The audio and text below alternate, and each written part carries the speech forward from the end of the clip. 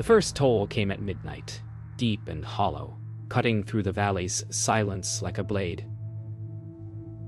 Then another, and another.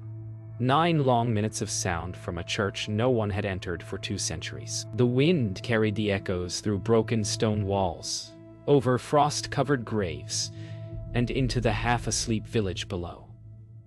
Windows opened, lights flicked on, people whispered in disbelief. The bell. They all knew the legend, that it rang only when the dead refused to stay buried. The last time it sounded, a family vanished. Now, the ground trembled again beneath its weight. In the forest beyond, a shape moved, too tall, too still to be human. The 9th ring faded into nothing, and the night went still once more. But in that silence, the villagers heard something else. Faint footsteps coming from the hill. Someone or something had returned to the old church. What was it calling for this time? By morning, no one could say whether they dreamed the sound. The air was heavy, the kind that carried the scent of rain and something older. Earth, rot, and secrets unspoken. The villagers gathered by the well, trading fragments of memory. How the ground seemed to shake, how shadows moved against the sky. Old Martha swore she'd seen a light in the church window, a flicker like candle flame. Others dismissed it, but fear settled in their bones. Elias Ward hadn't come down from the hill. His cottage stood empty, door ajar, tea still steaming beside an open book. Somewhere in the distance a crow called once, twice, then went silent. The hill waited. When the sheriff arrived, the road to the church was lined with crows. They did not move when the horses passed. They watched. The air grew colder with every step up the hill, as if the world itself resisted approach. Inside the churchyard, footprints marked the damp soil, one set leading in, none leading out. The bell hung still now, its shadow cutting the floor in 2. The sheriff called out once, twice. No answer. But then he noticed the Bible on the altar, open to a new page. The ink was still wet. That night, the villagers sealed their doors.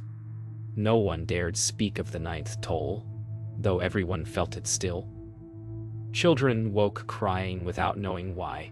Dogs refused to bark. In the church, unseen by living eyes, the air shimmered faintly near the altar.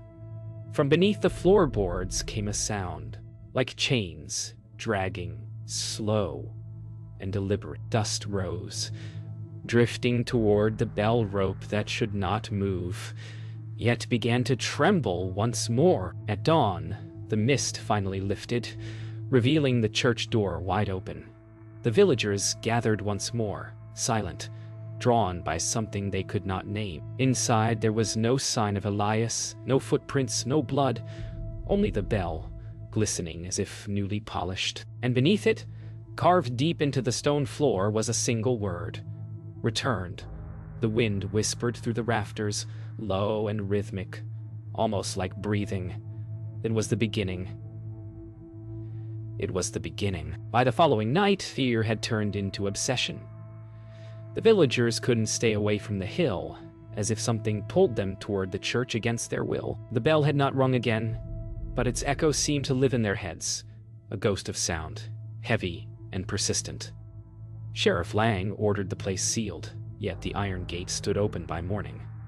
No footprints, no tools to stir. Inside, the air was warm, wrong for winter. Dust floated upward instead of falling, and carved freshly into the pulpit wood were 3 words no one remembered writing: "He still serves." Inside the church, the smell of burnt oil and iron filled the air. The pews, once empty, now bore marks as if people had knelt there hours before.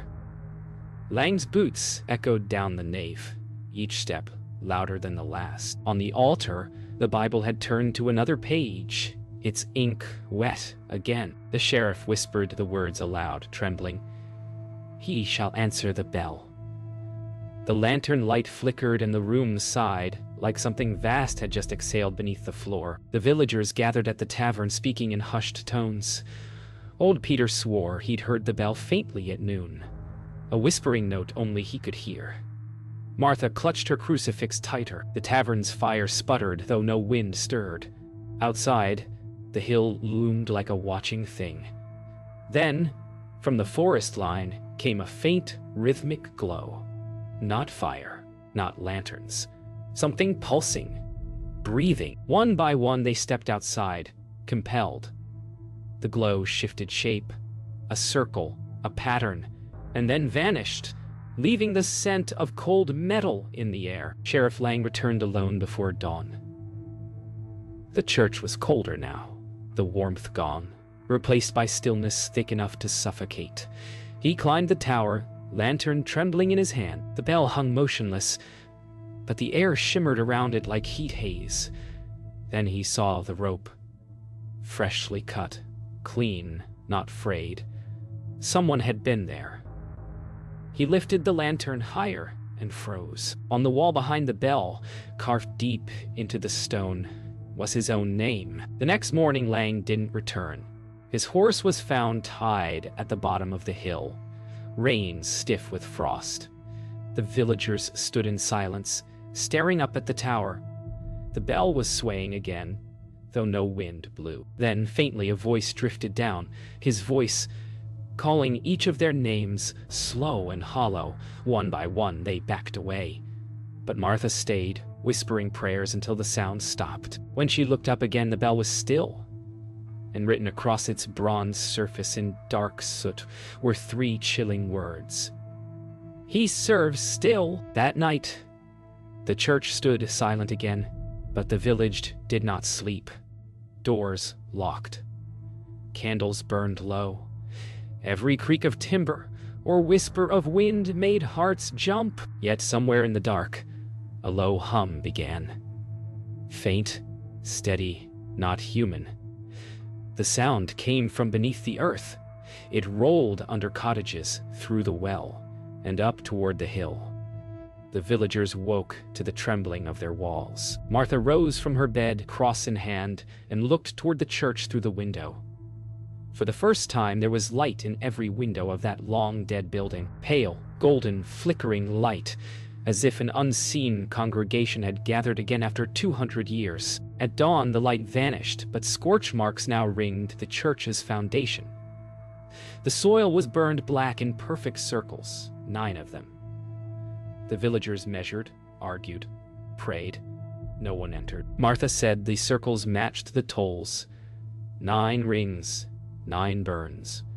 Tommy disagreed. Though his voice trembled as he spoke, he'd seen something standing in each circle.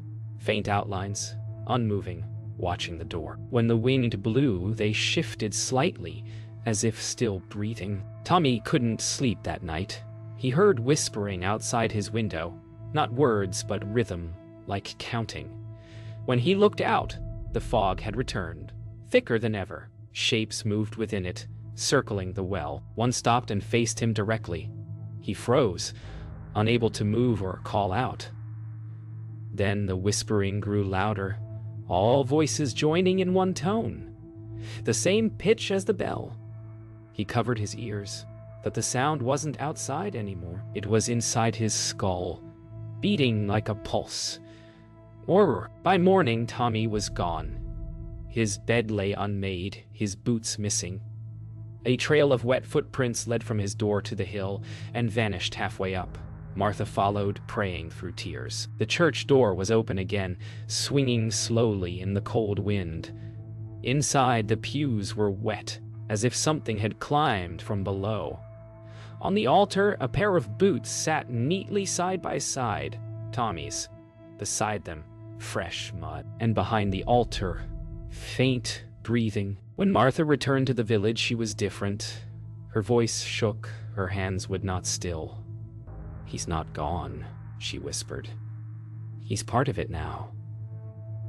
That evening, the bell rang once, soft, single, deliberate. The villagers gathered in silence.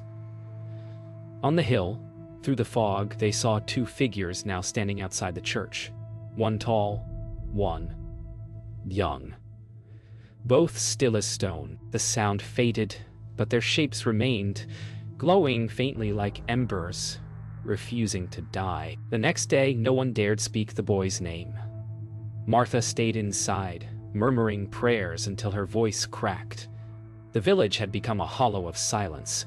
No laughter, no tools, no footsteps. Only the bell tower remained alive, its shadow stretching longer each evening, reaching closer to their homes. By dusk, the air smelled of iron and rain. Then came a sound. Soft at first, like ropes tightening, then louder, creaking wood, twisting metal. The bell began to sway again, though no one touched it. From its depths, a second, lighter tone joined in. 2 bells, not 1. Yet, the church had only ever held 1. That night, the earth shook again. From the well in the village square came a strange vibration, like something hollow and alive beneath. Peter Lorne, trembling, leaned over with his lantern. The light fell upon the black water, calm at first, then rippling outward, as if something beneath breathed. The reflection staring back wasn't his own. It smiled. Peter stumbled backward, dropping the lantern, flame hissing out in the mud. In the darkness, the bell rang once more, distant but closer now, as though the hill itself had moved. By morning, the well had frozen solid. Ice sealed its surface in a perfect circle, clear enough to see something trapped beneath. A face, pale and unmoving. Martha recognized it instantly, Tommy, but his eyes were open. Sheriff Lang's name had vanished from the church wall overnight, replaced by new words carved deep and uneven. The choir awakes. No one understood, but the sound that followed left no doubt. From every direction, from the woods, from beneath the soil, even from the frozen well, came faint voices, humming in perfect unison. That evening, the church bells began ringing on their own, the sound growing louder and sharper, until windows cracked in the village below. People covered their ears, but the noise burrowed straight into their minds. Martha collapsed in the square, whispering, "It's calling them." One by one, villagers turned toward the hill and began walking, slow and steady, as if hypnotized. The bell's tone deepened, blending with the hum beneath the earth. By the time the last person reached the gate, the sound stopped. All at once, silence. Then the church doors burst open, flooding the valley with golden light. When the light faded, the hill was empty. The church stood open, still glowing faintly from within. The villagers were gone. Every door in the valley hung ajar. Every hearth burned out. Only Martha remained, kneeling before the church, whispering prayers that went unanswered. Then she heard the faintest sound, the quiet toll of a smaller bell near her ear. She turned slowly. Behind her stood Tommy, barefoot, eyes hollow but kind. "They're singing now," he said softly, his breath visible in the cold. "Can't you hear them, Mother?" And then he was gone, leaving only the echo of that last toll flowed through the empty valley. 3 days passed. The valley remained still, untouched by sound. The birds had left.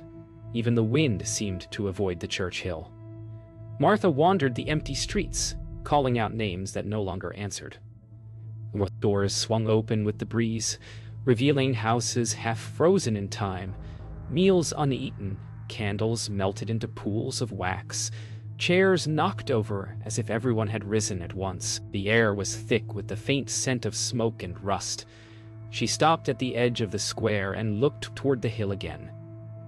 From this distance, the bell tower seemed taller, reshaped somehow, and where there had once been one cross atop its peak, now there were 2. When Martha climbed the hill again, she found the church door sealed with thick wax melted into strange symbols. The air was warmer near it, carrying a low hum like 1,000 distant voices singing the same note. She pressed her hand to the door and felt it vibrating, alive. The wax cracked beneath her palm, a hiss escaping from within. Then, from the other side, came a single knock. 3 seconds later, another, and then, softly, a third. The door gave way without sound. Inside, the air shimmered golden gray, thick as fog. Rows of pews now filled the nave again, each seat occupied, but not by the living. Shapes of light and dust, motionless, facing the altar. And on the altar stood Tommy, barefoot, expression serene.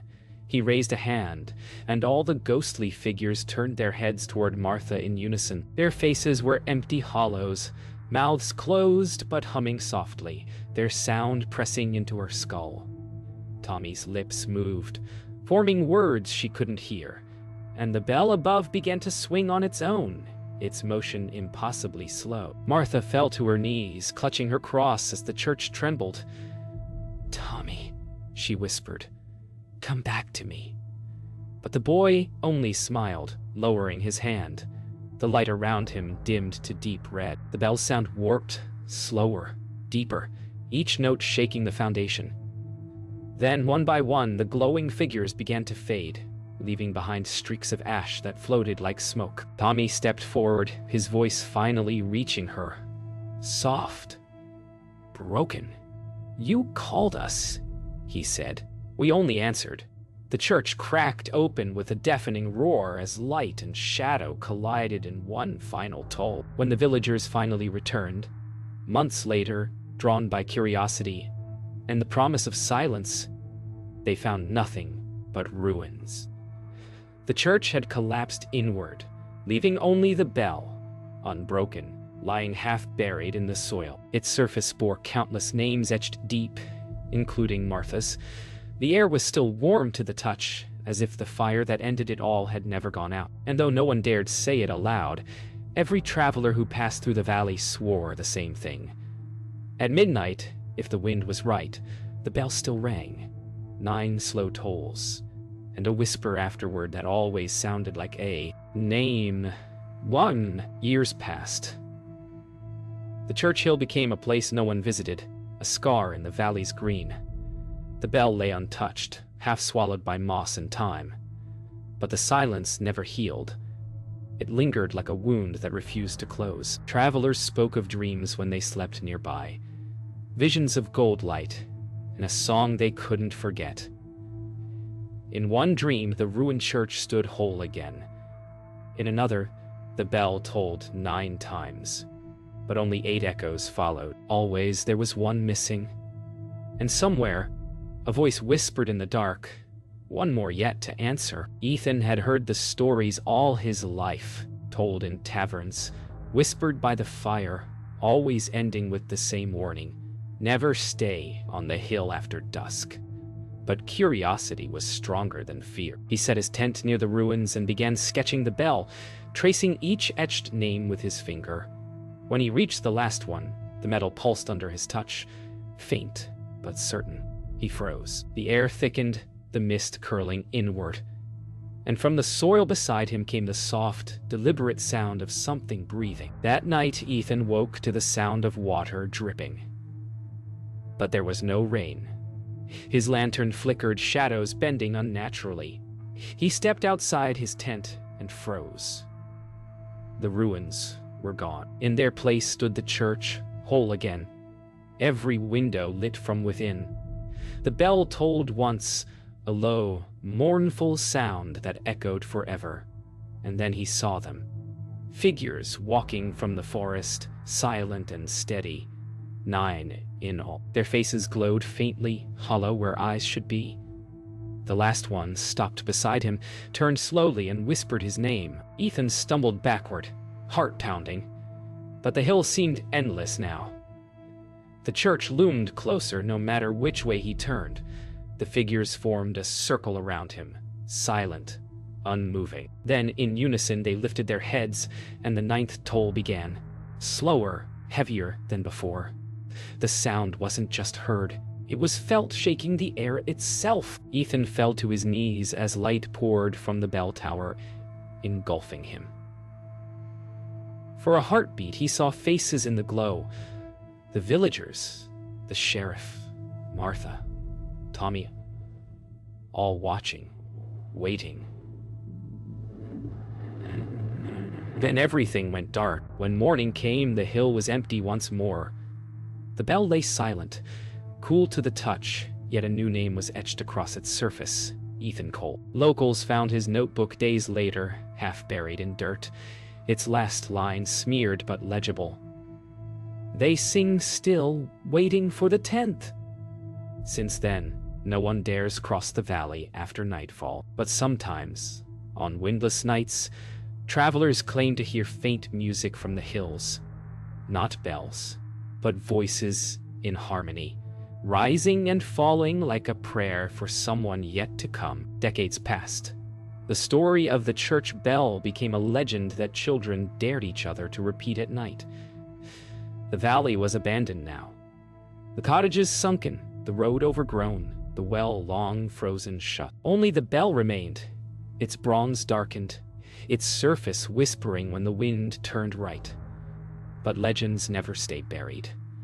When a film crew arrived to document the ruins, the hill stirred again. Their laughter echoed across the valley as they unpacked their cameras, unaware that the ground beneath them still remembered names. And as their equipment hummed to life, the sound merged with another, deep, ancient, and waiting.